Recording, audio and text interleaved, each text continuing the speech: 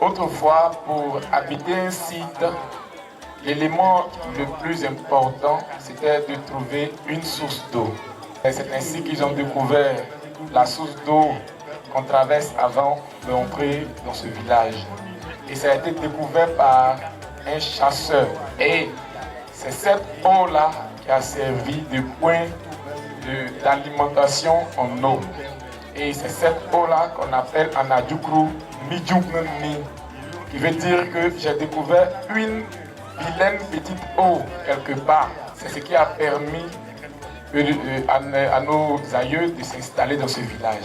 Et lorsque les femmes allaient chercher l'eau, elles se faisaient accompagner toutefois par un homme armé, bien sûr.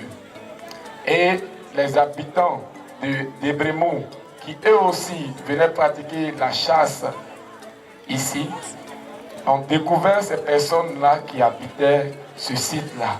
Et c'est par là qu'ils ont rapporté la nouvelle pour dire que dans cette broussaille-là, il y a un type de personnage qu'on dit en Adjukru Agnakpasumum, parce que les personnes qu'ils rencontraient étaient différentes d'eux, parce qu'ils étaient robustes et accompagnaient toujours leurs femmes.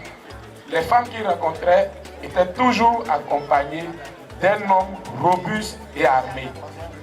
C'est ce type d'appellation-là qui est resté et qui a fait le nom du village, Agnakpasu, qui est devenu Akpasu plus tard.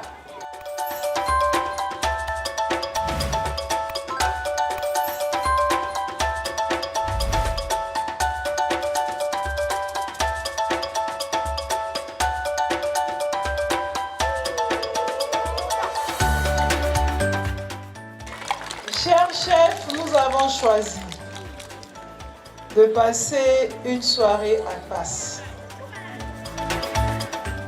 Pour ce que Passe représente pour Dabou, nous devions, pour cette première journée, d'être avec vous à vos côtés.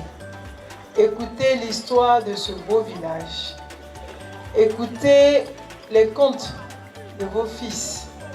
Nous sommes venus cette nuit pour dire à la population de Passe que pour cette année, nous voulons une année de paix.